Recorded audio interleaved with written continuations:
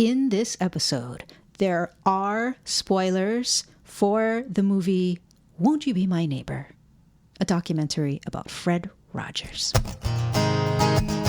I'm Sienna. And I'm Toast. We're partners in love, life, and music, and we've been together since 2001. With each episode of this podcast, our goal is to help our fellow LGBT community members lift their lives to the next level. Hey, everyone. Hello, and welcome to this episode. Meow, meow, meow. So our chili is cooking downstairs. The scent of it is wafting upstairs. Yes, it's simmering on the stove. You know how you have to kind of cook the chili? You do. And chili for hours for this, the seasonings and the flavors to all kind of meld together, right? It is always better the next day. You know how they say that? That's really true. It's true. Because it marinates. Right. It marinates. Everything marinates together. It's like a relationship where it becomes not all of these separate things, but it becomes one thing after joining together. Yes. Yeah. A synergy of goodness. We have hot dogs in this particular chili. We do. We have some vegan dogs in this chili, and I think that's a Hawaii thing. Toast is like, I don't know if it's a Hawaii thing. Wait, but I think it is. I just realized that if people chose to listen to this particular episode all by itself, they won't know what the heck we're talking about. Why are we talking about chili? Folks, it's because in the previous episode, episode 19, we ended it by saying, hey, okay, we're gonna go make a pot of chili. So if you had listened, consecutively, is that what they say? Consecutively, then it would make sense. Yeah. Okay. So, and we also batch the podcasts. That's right. So we're batching, and chili making. I have to just say that, and I mentioned this in the last episode, that Toast rarely ever requests a food, and she requested chili, and I had to deliver because you must really have wanted it, huh? Yeah, but you kind of wanted it too, right? Oh my gosh, you're going to put this on me.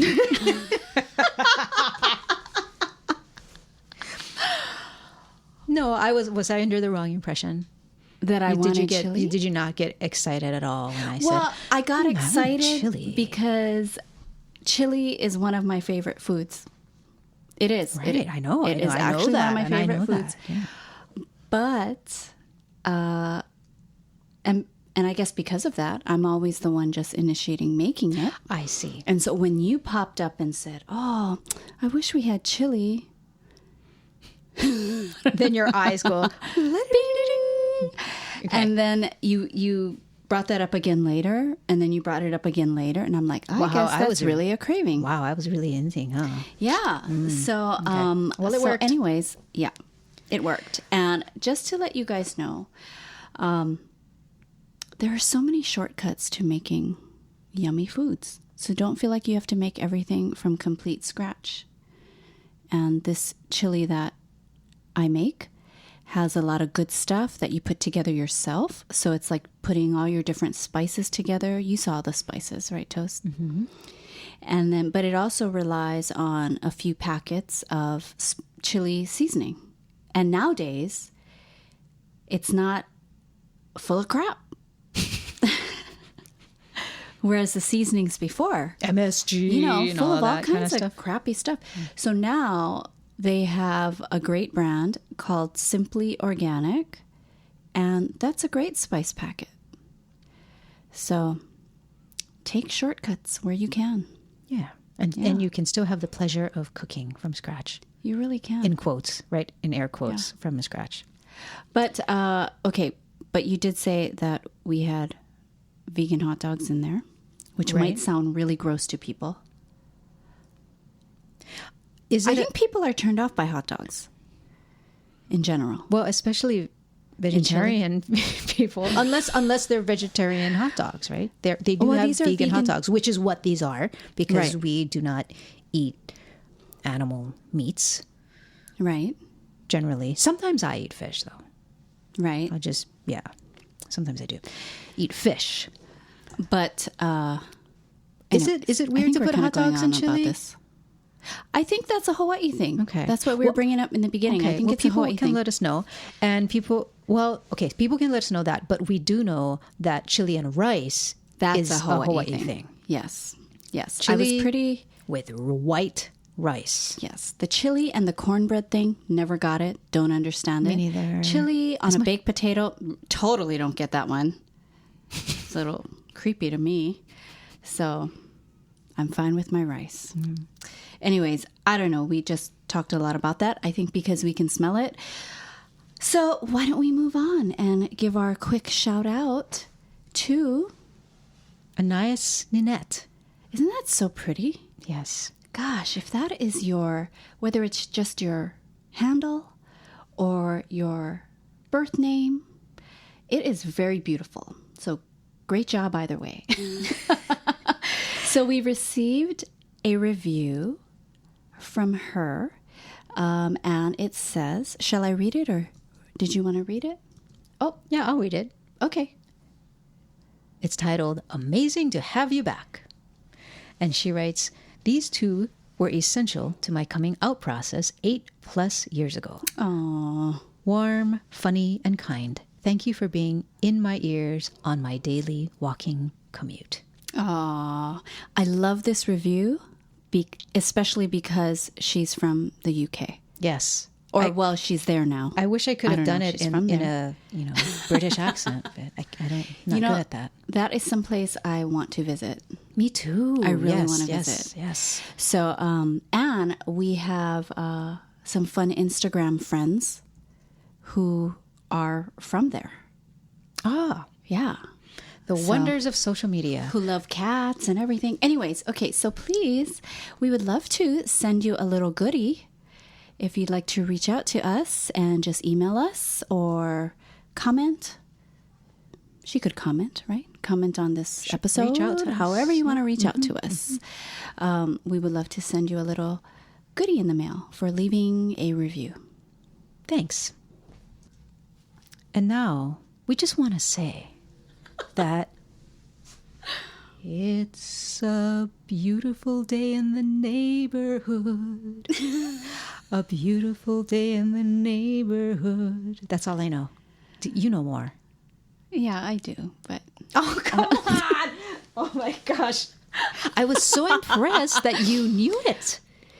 Actually, because that's what Fred Rogers did for a certain generation of kids. Yes. Us being amongst them. In that generation, yes.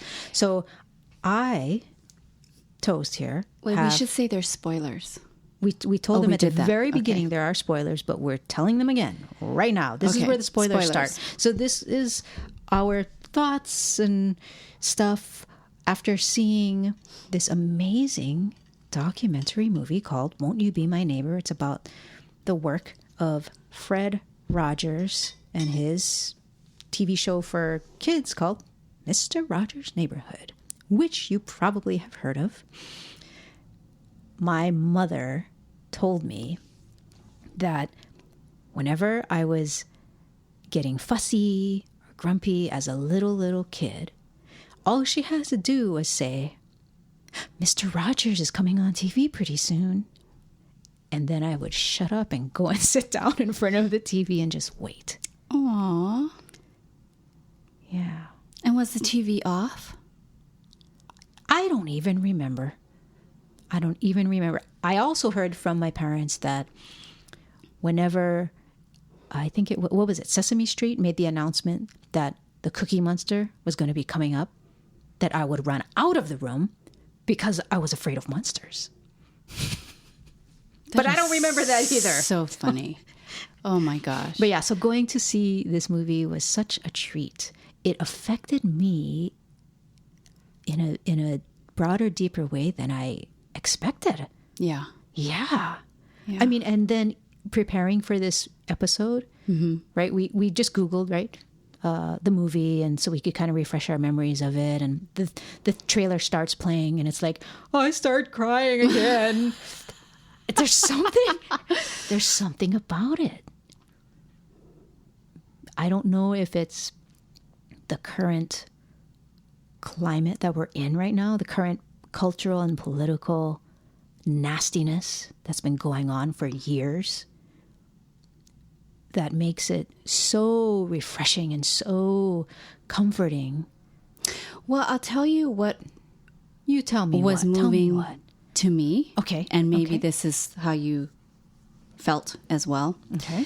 So when we were watching the movie, I remember just Mr. Rogers was a part of my everyday life, like in a big way. I mean, like how you're saying, I totally know the song and all the words, right? Right. And all the characters.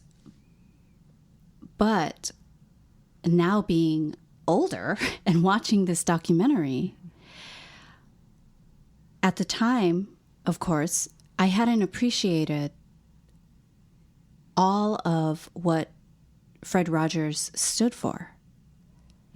You know, he was still able to create a show that reached kids our age, that touched on various subjects.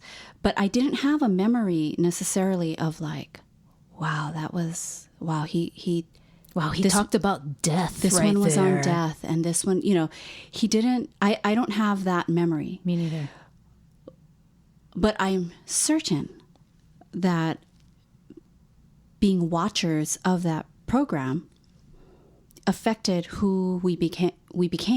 You know, as and our people. sense of right and wrong and what's exactly. good And I think what's that's not what was good. moving, because we didn't realize at the time the depth of what he was presenting and how it really, he had a team, of course, yes, but how we really saw that it was a one-man show in terms of him creating the content. I did not him know that deciding, him writing all the music. I didn't know he was this musical. Right. Him doing all the puppets? all the voices I didn't and know the he was. puppets. Yeah, I didn't know he was the voice of all the puppets. Yeah. And so I think that was so moving. And also, I felt so grateful that I got to grow up in that time where the show was popular. And so therefore, I watched it. You know? That's what I think. Yeah, that was a huge That's what I think. part of the appreciation I walked away with as well. Yeah. It's like, wow.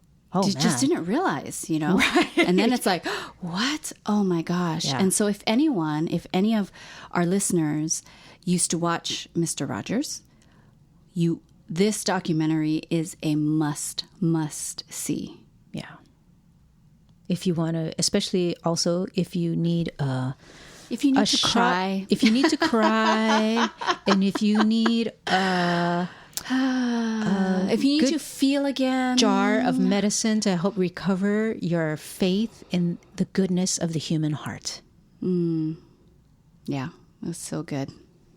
It was so good. I think that's what moved me too, is towards the beginning of the movie, one of the commentators makes the observation that, you know, somebody said, if you take everything that makes good TV and you do the opposite, that's what Mr. Rogers is. Yeah. Where it's not slick. Yeah. It's not fast paced. It's not high budget. Yep. Right. He didn't compromise.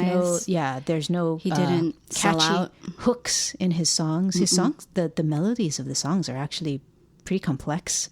It's more jazz than a catchy pop hook that takes 10 seconds. You know what I mean? So Yeah, I thought that was really funny. And at the same time, I think that's refreshing. Because Yes. it's somebody, like you said, Fred Rogers, and what the show stood for. They were all about standing for and fighting for ideals. And it's not about just trying to get the ratings, Right. trying to get the most likes, Right. trying to capitalize and cash in on whatever people will click on. And yet they're trying to actually share a message that transcends all of that stuff. And yet, because of that very fact, he could reach kids. Do you mean it's because he's not BSing, basically? Yeah. And I think kids, especially kids, they can feel that. You know?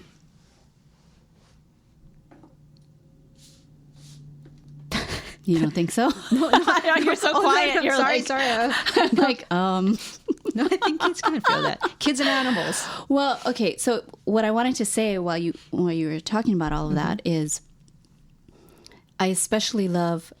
So they flash back to various episodes that Fred Rogers created for his show, and one of them was about silence. Yeah. And he said, "Do you know how long a minute is?" He put his timer on for a minute and didn't do anything for that minute. Here, this is how long a minute is. And he just sat there for a minute. And I love it. But throughout all the episodes, there was that element of just being present and quiet. And taking your time. So while he's eating his sandwich, he's just there on camera eating his sandwich that he just told us about. And he's eating his sandwich. No script. Nothing. You don't need to fill all the air. Nope. You can have silence. You can have silence, and you're not gonna be have fine. it, and that doesn't mean it's dead air. I love it's that. It's filled with silence. Yeah. Okay. I love it. Yes.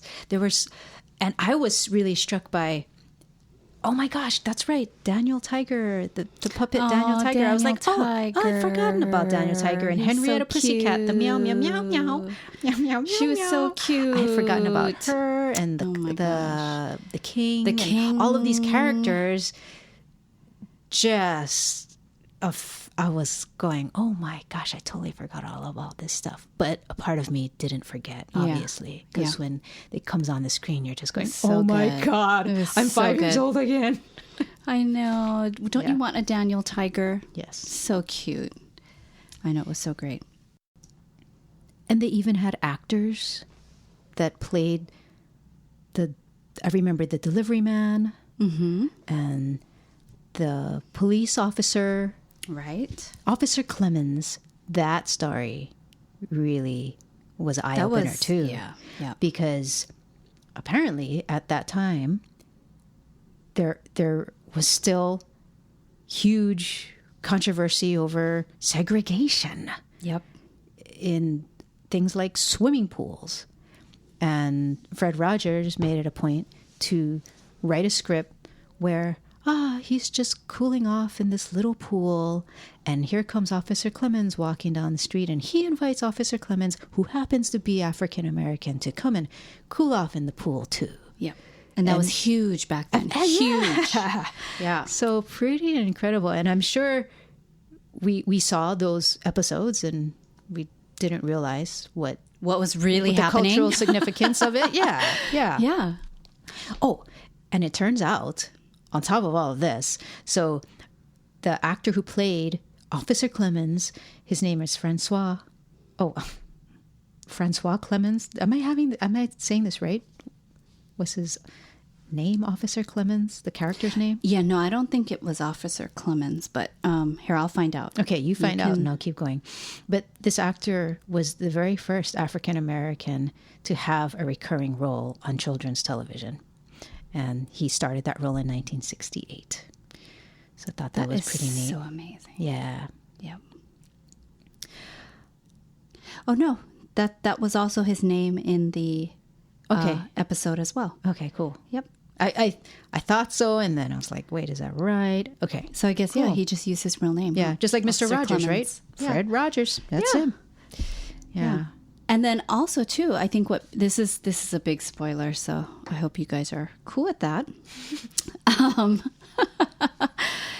Officer Clemens, or Francois Clemens, he actually turned out to be gay.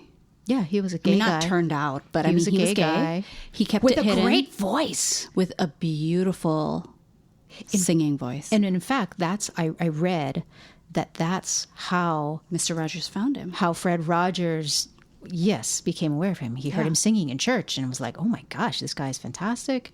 You know, he want to be on the show, and it did happen. Yeah. Oh, speaking of being gay. So in the movie, I felt so ambivalent because on one hand, I appreciate that Fred Rogers did accept Francois Clemens as a gay man, right? Right. But on the other hand, I mean, but it wasn't easy street for him.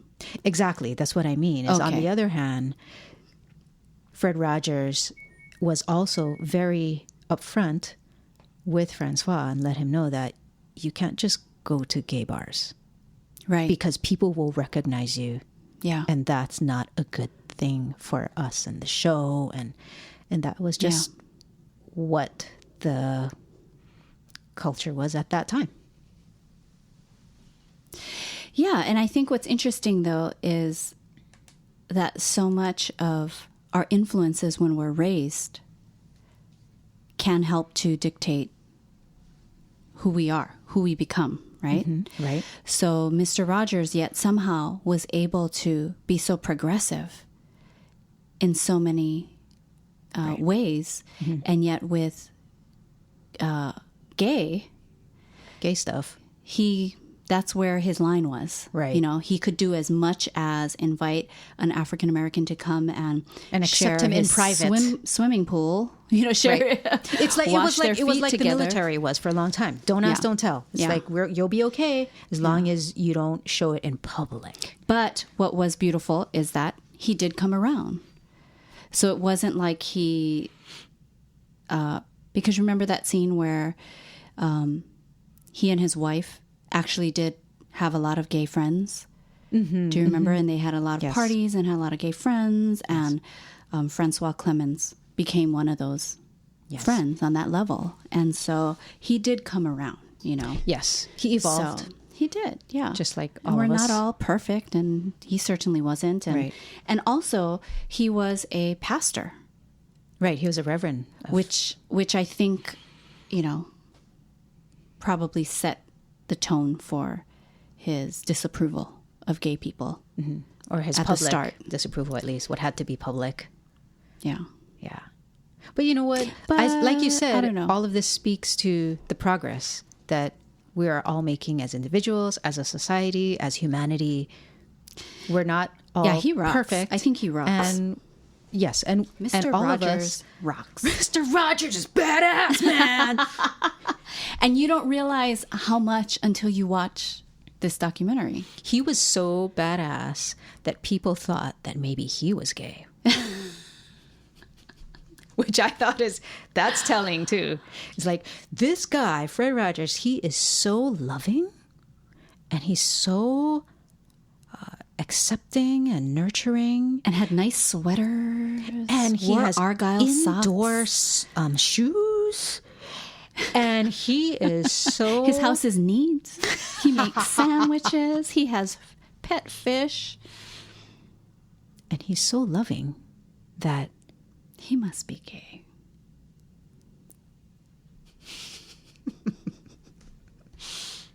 That was fun. That was one of my favorite scenes when the interviewer was asking him, you know, I'm going to ask you something, and I don't mean to be disrespectful, and I hope you don't take it that way. You know, and he went on and on and on before he asked the question.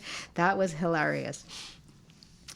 And the last, it was so good. And the last thing that sticks with me the most, and I keep going over this particular question or issue in my mind, is the portion of the movie where they talk about the backlash and all of the public sentiment and the articles that got written and op-ed pieces about the entitlement of this generation. Oh, yeah. Of the Mr. Rogers generation, that they were told that they were special so much that they just think they don't have to earn anything, that they're just entitled. Yeah. But I think that's a misunderstanding. And the movie addresses that a little bit. But I wish they addressed it more. Or maybe I need to see the movie again. I would actually like to see it again. Yeah. Yeah. But I think the message is that each of us is special, right? The message is you are special. But the reason you're special is because everybody's special. Yeah. And of course, that's a paradox in one way. I think if you're looking at that kind of statement in a very logical, rational, left brain kind of way, if everybody's special, then no one's special. That's the position you have to take if you're looking at things in a very logical way. But if you open yourself up to look at it in a more holistic way, perhaps a more artistic, a deeper way that has an appreciation for values akin to eternity or the divine, right? The left-hand brain. No, the left brain, not the left-hand brain. The right brain. I'm getting my brains mixed up. If you look at that statement in a different way, then I think it can make a different kind of sense. Yeah. Where it is possible for everybody to be special. Yeah. Everybody. And frankly, that's what I take to be the ideals on which America itself was founded. Is that each of us as human beings have a God-given potential. Mm-hmm. And wouldn't it be great if we can all agree to try and create a community where each of us gets to explore that and live that out and honor that in each other. Mm-hmm. Mm-hmm. Are you going to cry? Maybe not now. Yeah, maybe after this. Yeah. Huh? Yeah. After I get my brains together. But yeah, that entitlement thing, I thought that was very interesting. Because I personally, I do have an issue with everybody gets a trophy for walking out the door. Right. As you said it one time. It's like, you just show up and you get a trophy? No. I don't agree with that. Yeah, I think, what they were all upset about with how they perceived the backlash, Mr. Rogers, saying that everyone's special or that these kids are special, we're all special. I think it's way worse now. I think so It's too. But I think those people who accuse Mr. Rogers of spoiling all these kids, they would say the reason it's worse, it's because all these Mr. Rogers kids are the parents now.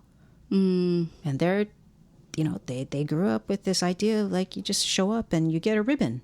Yeah. Come on. You and I are old school when it comes to that. Yeah, it's kind of challenging because, we don't want to offend our friends who have kids and stuff like that. And we don't, because Toast and I don't have kids, right? All of you who listened to our podcast way back in the day, you guys set us straight, right? You guys said, don't have them. So we didn't. But yeah, I think it's really strange now. I think I can't even imagine what it's like to raise children now.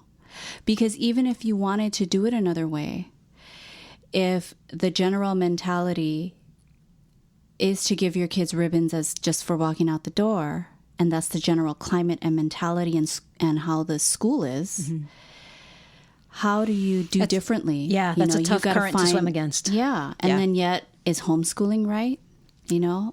How do they get their social skills then if you're going to homeschool?